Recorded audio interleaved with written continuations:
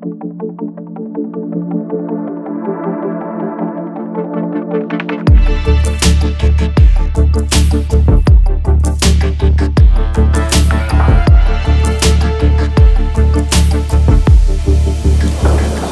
is a healer, an art psychotherapist, a spiritual counsellor, and it's her focus to help people remember that they are a soul living in a sea of consciousness that connects them to everything that exists, what we experience and what we learn.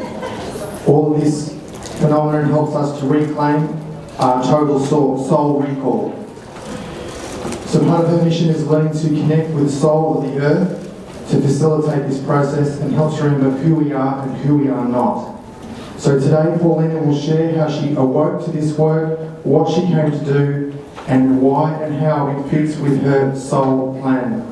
Paulina will also share the cosmic plan and also her integration with the transformation of Gaia. Please make welcome the esoteric map maker Paulina Howfield. Thank you, Anthony, and thank you for inviting me to be here. It's a pleasure to be here. It's an amazing time on our gorgeous Earth, and I am absolutely delighted that I'm allowed to be alive at this time on our gorgeous Earth. It's been a long process for us to arrive where we are today, with our shifting, our changing, and our consciousness growing. And I personally believe we still have a long way to go. And it's fantastic that we're here together in this room and in this conference, and we're waking up. And everyone on the planet, of course, is volunteering and has volunteered to be here. And so as we have volunteered to be here, every single person that's alive on the planet at this time is part of the shift. We all are part of the shift. It doesn't matter how much we are awake, how sleepy we are all part of that shift. And we all have a role to play in the shift of our consciousness. And part of the shift of our consciousness is to recognize who we are, where we came from, and why we're here. Because if we remember who we are, where we came from, and why we're here, we begin that journey of conscious interaction with multidimensionality. Because we're all multidimensional. And we all came here as volunteers to be part of this amazing time on planet Earth. And if we weren't meant to be on planet Earth, we would have gone to another fabulous place in another galaxy. It's as simple as that. There are so many galaxies in the universes that we, at this point in our understanding, have no real memory of, that the more we can wake up to becoming and being our multidimensional selves, the more this information will come forward to us. And I've been doing what I do for a long time, not just in this life, in lifetimes. And as I've seen changes that are happening, I become really aware that we've moved from a place of preparation and awakening into a place now of really quick healing. And I believe that it's gradually leading us to a time of recognizing completely that total soul recall, where each and every one of us, every single one of us potentially that's alive on the planet, recognizes that we are part of everything and everything is part of us, that we are living in a sea of consciousness. Everything interconnected deeply and profoundly. And when I began my process of the work that I came to do in this journey, my soul really needed me to wake up very quickly.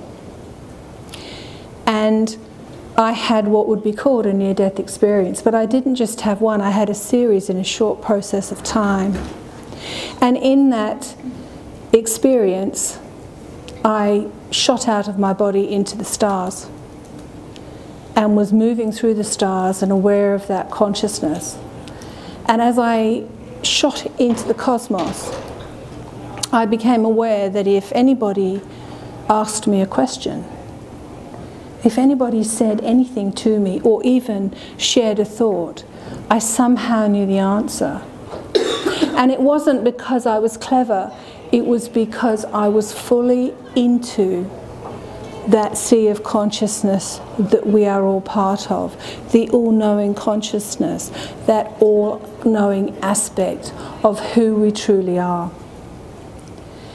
And in that place there were corridors of light, and there were doors that were kind of flipping and flashing open and shut, and in this corridor, in these corridors. And I was aware that whichever door I went through, there was a little bit of information for me. Perhaps a past life that I was going to experience, perhaps people that I would see from different times. And I had got through the stars via being pulled out through the top of my third eye and crown chakra by a beautiful big eye. And for me, again, in my understanding over the years, I've realized that that is part of that sea of consciousness wisdom.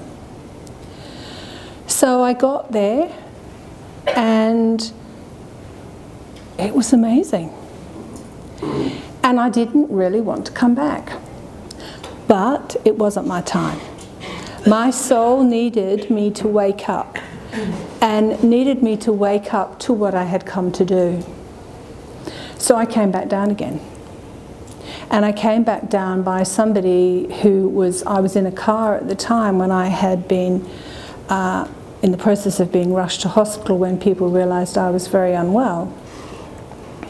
And they couldn't feel a pulse in my wrist or my jugular or the places that you want to try and find a pulse. And in their process, they held onto my hand and pulled it, and that jerked me back in, and then I went off again. And then over the next few days, I was extremely dehydrated, I was unwell, there were other things that had happened, and I kept leaving. And each time I was really clear I was coming back. But sometimes I wasn't clear that me, Paulina, had made that choice. It was my soul that had made that choice. So my soul was absolutely determined that I should have that experience in order to remember, because I had come here to do specific things. And some of those things I've done, and some of those things I think I will still do in the lifetime that I have. And those things involve remembering why I had connections with beings that were not of this earth as a child. I hadn't forgotten that I'd had those connections, but I hadn't quite put the jigsaw puzzle together. I also needed to remember why I had that connection with them. Why were they coming to see me? What was happening and what I needed to develop.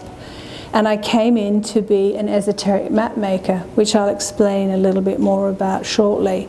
I also realized I was a starseed, and that word gets talked about a lot now, but back when I started doing what I was doing, we didn't talk about starseed. It was a bit too weird.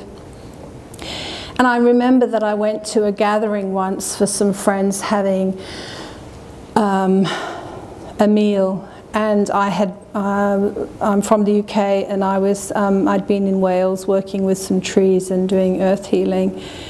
And my friend said to me, "Oh, where have you been for the weekend?" And I thought, ooh, do I say what I've been doing? Or do I just say I had a fabulous weekend in Wales? But they came through and said, well, there was a tree and it had all this barbed wire in it, and there was a fairy ring around it, and I knew that, and they were mid-food, just completely like, what is she doing?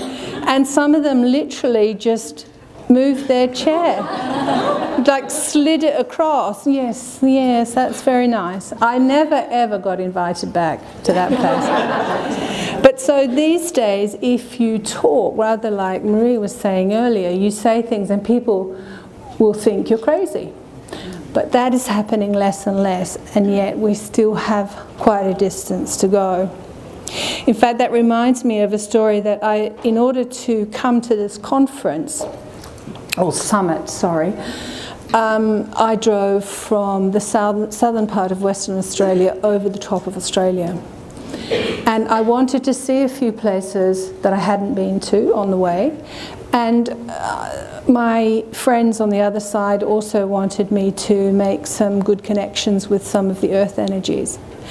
And also in my life and in my work, as I said, I've been doing this quite some time. We tend to have a circle of friends, or perhaps no friends at all. But we tend to have a circle of people. And if we're really lucky, even if those people don't necessarily support us, they are used to us. Or it doesn't cause great energetic ruptions.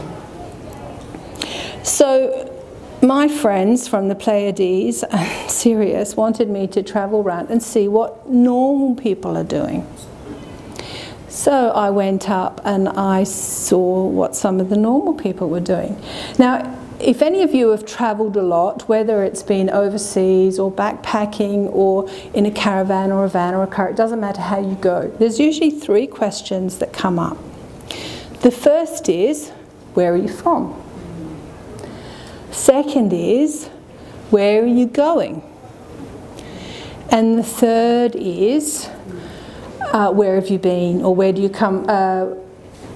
What are they? You know, because you're nodding. What's the third one? Where do you come from? What country do you come from? Yeah, where do you come from? Where are you going? And what do you do? Thank you. Blank. They're telling me to ask a story. Sorry, they get me to do a story and then I can't even remember it. Okay. So I was aware of that. Now, when you're travelling, you get a bit fed up with that, don't you? It's like, really? Can't we come up with some other question? Can't we come up with something more exciting? So I decided to have a bit of a play. And my starseedness came through. And I'm an old starseed, which doesn't mean my physical embodiment. It means that I've been around a long time. I've had a lot of different incarnations. Some younger starseeds have never, ever been on Earth before. This is maybe their first time. For me, I've been here time and time again. Hopefully this time I'll get to complete the things I never got to complete before. So my old starseed and my Pleiadian and Sirian friends decided to entertain me, or perhaps them, a little bit. So when someone would say, where are you from? I would say, depending on my mood, the Pleiades. And someone went, oh, where's that? We went to Lake Argyle, but I don't remember where the Pleiades was. So I would sit with that. And some people who did know where the Pleiades was, you could feel that she said something really weird. Should we identify and acknowledge that she said something really weird? Perhaps I'll go and do the ironing. Or should we just have another drink and everything will be fine? And then other people would say to me, and how long do you think you'll be here?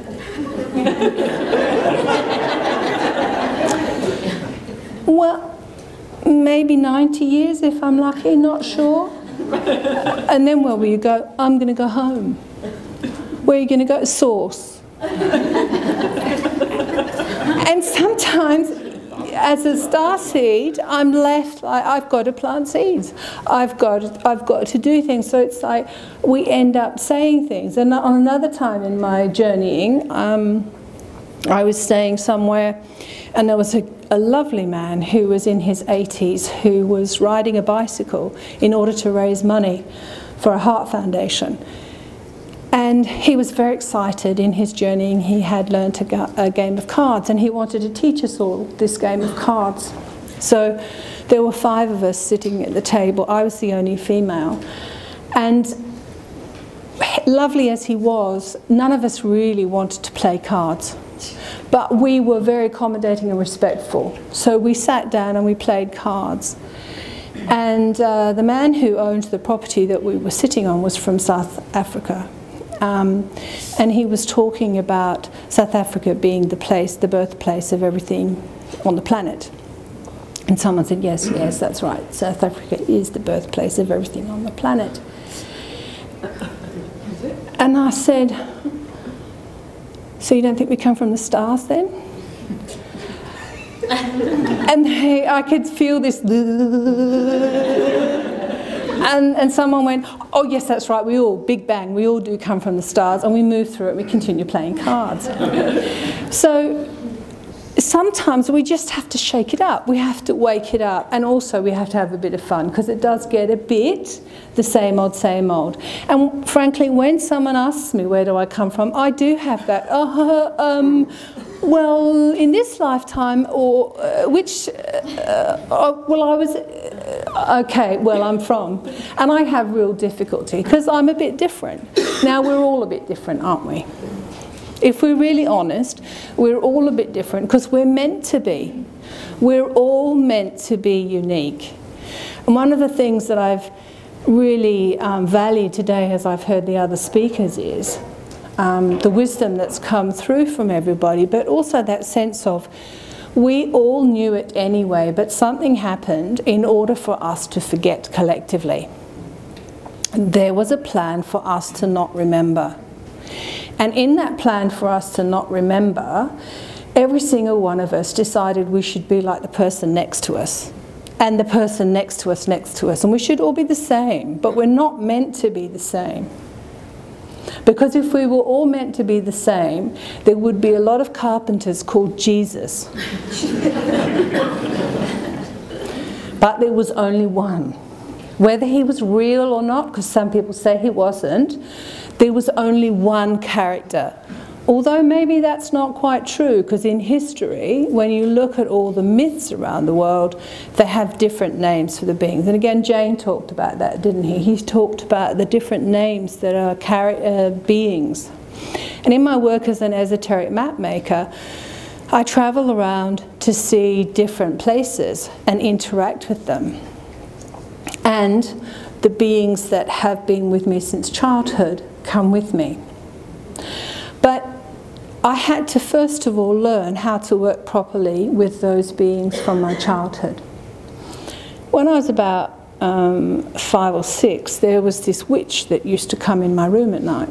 She scared me witless. She would be in the corner of the room. She laughed. I don't know if any of you watched Disney programs when you were younger. And there was always that laughing, cackling witch. Now, I actually think that that witch character, because most of Disney is programming, isn't it? That witch is from a different constellation that they didn't want us to know about or be frightened of. But so this witch would come, she'd sit in the room and she'd laugh. Meanwhile, I had these other beings that were watchers. And they watched. They didn't do anything unless I was in danger, needed help, or someone else I knew needed help.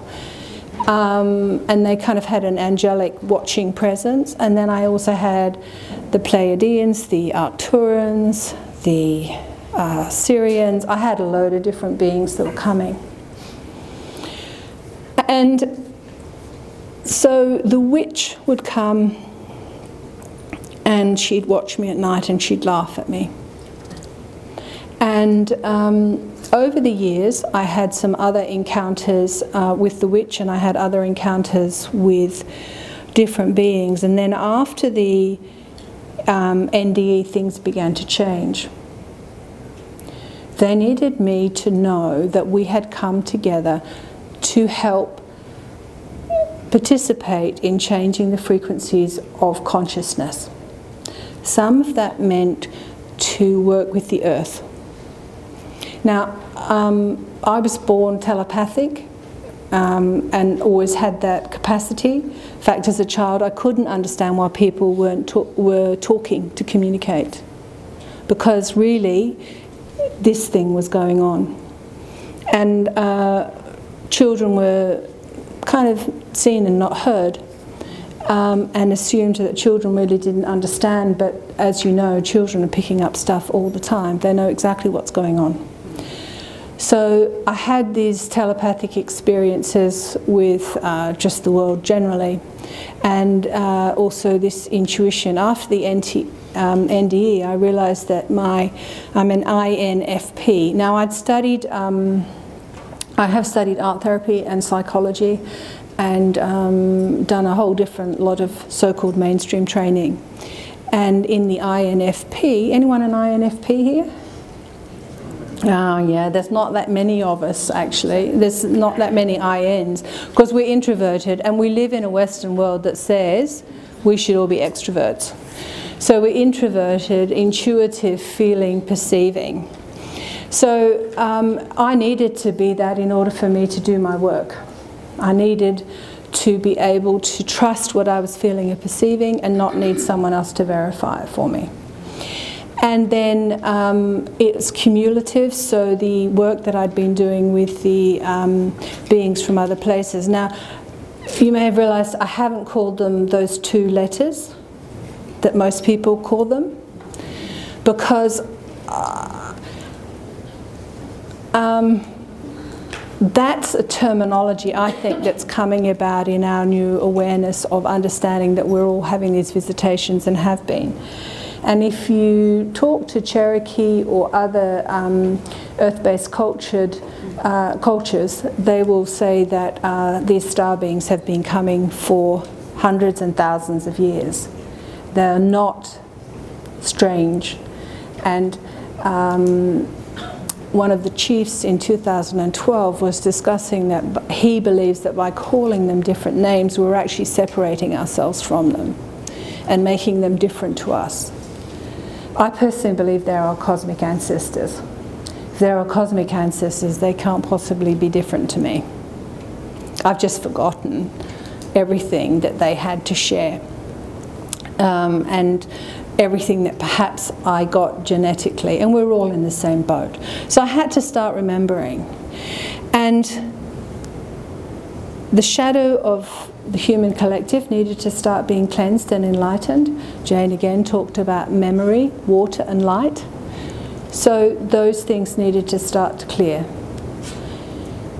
Healing needed to happen in our genetic imprint, in our DNA patterning, in our subtle bodies, the way we think, the way we feel, the way we emote. All of those things needed to start happening. And because the planet is our body, our home for this choice, for this journey,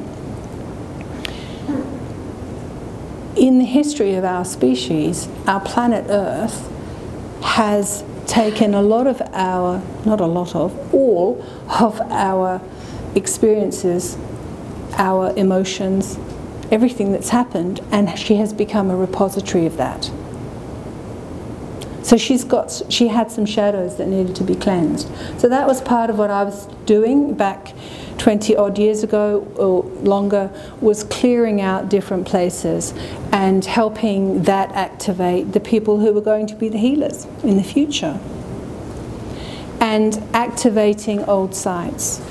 Any of you know about the grid activations or harmonic convergence that happened in August in 1987? And that was a plan in order to really shift consciousness. So activations took place in different places of the earth. And crop circles were really taking off. And crop circles arrive, it's changing now, and really they've been arriving for hundreds and thousands of years. But back in the 1980s, they were arriving in a particular triangular area of the UK. And they all linked together when you did energetic investigations. The word ley lines comes from somebody who investigated that on hills there seemed to be these churches that they all lay together. They were ley lines. And so there was this energy that was happening and this consciousness that was starting. And all of that was happening. And as each crop circle came, because it arrived in a particular area of the planet that has very high frequency, you've got Stonehenge there, an ancient site. You've got Avebury there, an ancient site. You've got Chalice Well and Glastonbury Tor, an ancient site. You've got Silbury Hill, an ancient site, and they're the ones that we know of. And you've got rivers and you've got energy patternings that will just disperse that. So these crop circles came into a particular area where the imprint could go into our consciousness. Now some people might go, well, if it's going to the earth, that doesn't go into us, but we're all connected. And if the earth and our human species are mirrors, which they are, then what happens to the earth happens to us and vice versa. So that was all happening. Meanwhile, the soul of the earth is something that has been forgotten about. And the indigenous communities around the world have always known about the soul of the earth. And what happened to the indigenous people around the world? We had to get rid of them. We had to stop them. We had to prevent them because they knew what they were doing. So the soul of the earth is alive.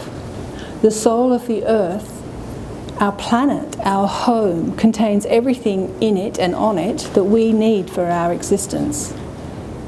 You know, historically, if there was an illness, you would find the cure on earth, in plants, in rocks, in all sorts of medicines. So whatever we need to know, we don't need to go elsewhere to find the answer. And the soul of the earth will communicate if we just know how to do it. So this is one of the things that I teach people, is what the soul of the earth is and how to connect with her and what she can teach us. And in the work that I do, as I said, it's about activating different places, clearing different places, and also helping other people remember, reconnect, and recall total soul recall. So the remembering is remembering who you are. The reconnect is to reconnect to ourselves and our multidimensional aspect, but it's also to reconnect to the earth and the cosmos. And recalling of the total soul, which I believe we're still moving towards, is that recognition that we are soul. Everything else is illusion. You know, before we volunteered to come here, we chose a body, we chose a family, we chose the friends we'd have, we chose the work we might do. We pretty much chose everything because we wanted to have a journey, a growth experience. We struggled to come down here, we forgot at different levels of forgetting, and now we think that that brother-in-law that's always really difficult is really the person who's terrible, or our teachers were dreadful if they'd been better, or that government department if they... And it's all stuff that we created in order for our soul to fully learn, and we've just forgotten. So it's about remembering that and reconnecting. So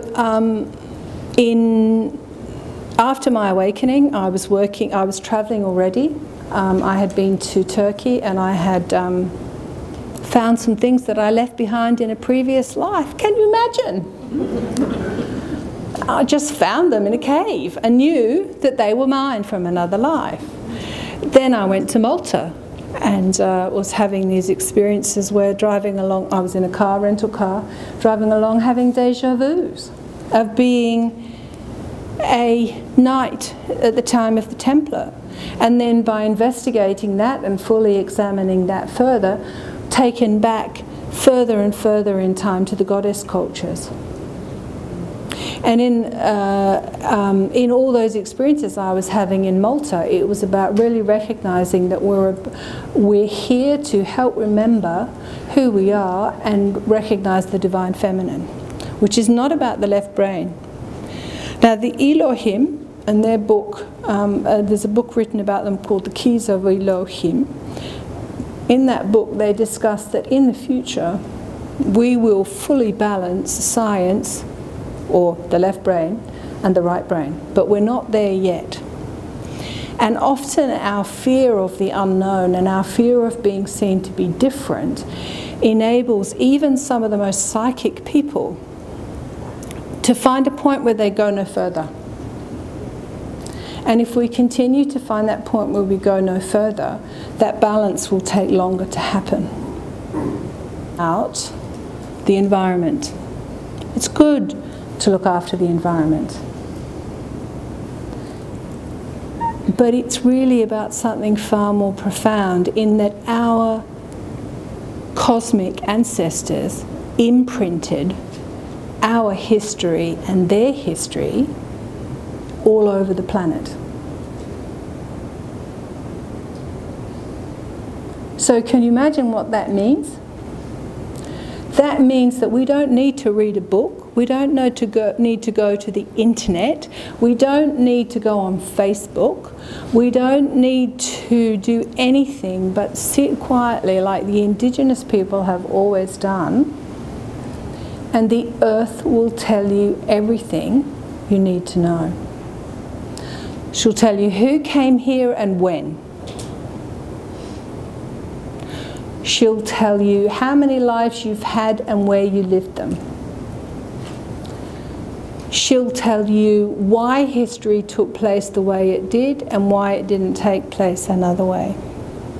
And some of that memory, that imprinting, is written all over the cultures of the world.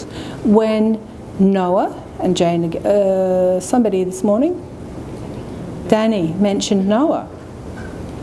Now, in my experiences in the different places that I have visited and interacted with, the mythologies around Noah are imprinted all over the world, but there are also places where they are imprints. It is the consciousness imprint that we are meant to interact with, because every place has messages for us to receive.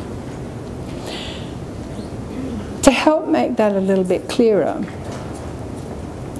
each of you who are here came from different parts of perhaps Brisbane, the Gold Coast, Sunshine Coast, Australia, the world, to get here. And this morning you may have been in a hotel, or wherever you were, you woke up, and if you were in the hotel, you're in a town or tall buildings. And you may think, wow, we're going to do a conference today and this should be really interesting, I wonder what we're going to talk about. But did you think about the earth underneath that this building was made on? Because even though we can't see the earth underneath, we can feel it. Even though we can't see the earth underneath, for hundreds of thousands of years, there have been beings who have looked after the earth. Some are in charge of the waterways. Some are in charge of the mountains. Some are in charge of the trees. And they all look after it, and they all have roles. And when you interact with them, you begin to realise, if you haven't already, that they all have a role to play and they all have a specific job to do. And unlike us, because we live in a world at the moment where we can all do everything, there's nothing that can stop us from being the greatest beings that we can be. And there's truth to that. But if you talk to a gnome and he doesn't know what you're talking about, he doesn't fudge it. He doesn't fake it till he makes it. He goes off and he finds out from his superior, and his superior may be Pan. And then the information comes forward. And we've forgotten all that unless we're still living very connected to the earth. If you connect with people from indigenous cultures, their questions are not where do you come from, where are you going, and where have you been? Their questions are a little different. One of their questions is, where's your nearest river? So do each of you know where you were born, where your nearest river was? And it may not be the big river. It may be the small little river that only runs for, like a spring, exactly. It may only be a spring. Do you know where the nearest mountain is or was? And they want to know that because it places you in the landscape. Because us Westerners, we go to a pretty place. Broome is one of those beautiful places. Anyone been to Broome? Yeah. What do people do of an evening about 5:30, 6 o'clock in Broome? go to the sunset. So everyone goes, if they can, to Cable Beach. They stand up there. They like to have a drink in their hand if they can. And they like to watch the sunset, particularly if they're from the east coast of Australia and don't get to see sunsets very often. But so it's sitting on the landscape, watching the landscape. But the indigenous people are the landscape. They're in the landscape. It is the embodiment of the landscape. And I'm sure I'm not explaining that as well as they would. So in all of that process, we have forgotten all of those things, and it has been deliberate. So in our process of becoming multidimensional, it's important, I believe, to begin to bridge the gaps by remembering, and we're doing that through understanding that we are multidimensional beings, that there are other beings from other places that we are connecting with, and there are many other things, that we can heal ourselves, that we are not our bodies, that we are timeless. Time is only an illusion of the physical form. And that by reconnecting with the earth, we can be led on a journey for total soul recall. And that's pretty amazing, because you can sit in Glastonbury and remember that you had a life out in the Pleiades and that you're a cosmic being. And if you remember you're a cosmic being, you might go, well, that doesn't help me pay the mortgage, or it doesn't help me look after the kids, or it doesn't make my car run better, or all those sorts of things. But it does something deeply profound, and that is it helps us remember who we're really here, why we're here. We are souls having a journey in order to fully remember that we are souls having a journey. And Jane talked about those sacred symbols that help us go back to source. And if we go back to source, we don't leave again. Or maybe we're sitting at a party one night and we go, oh, a bit bored. Mary, Joseph, what do you reckon we jump in a body and go down and have some fun? And Joseph says, I'm not ruining my incarnations for you. I'm stuck here, I'm quite happy, I've come back to God and I'm not going anywhere. Oh, come on, last time we had such great fun. You hated me, I hated you. You were a roundhead, I was a cavalry person. Well, that's the wrong countries, but I shot you, you shot me, it was fun. So we do it all again.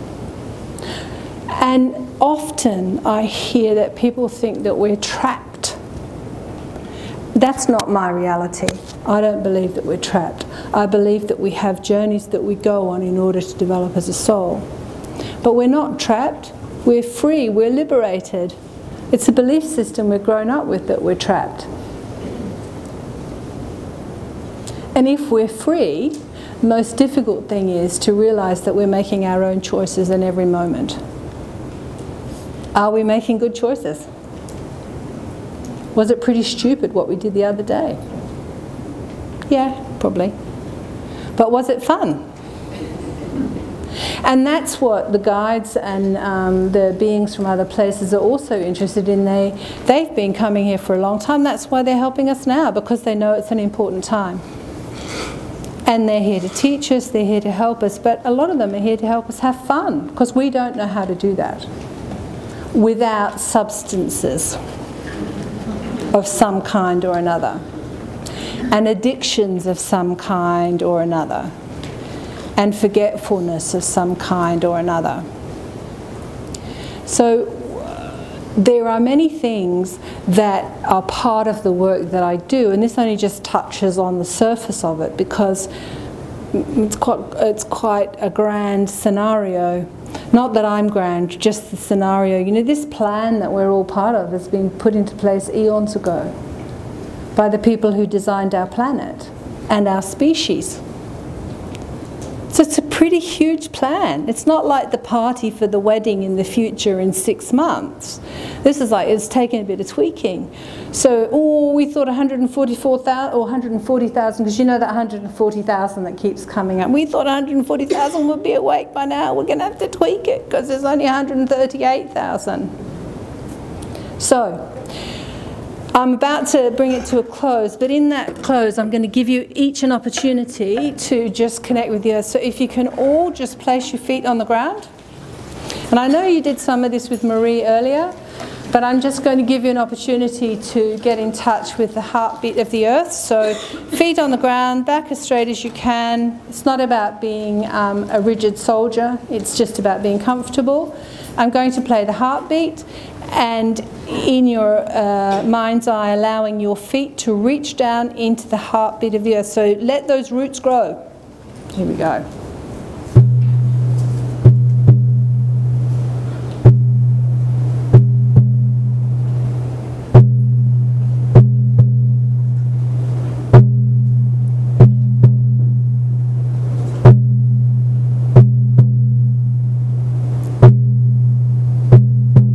Pull it up. Bring it up. Welcome it in. Let it come up into your heart. She offers no harm. She brings wisdom.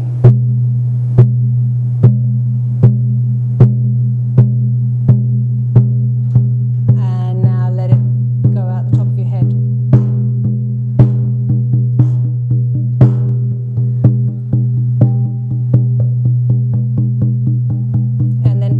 Down into your heart. Allow the top of your head to gently close. And for the rest of the day, just allow yourself to experiment what it's like to walk around with the earth inside you. The earth is inside you.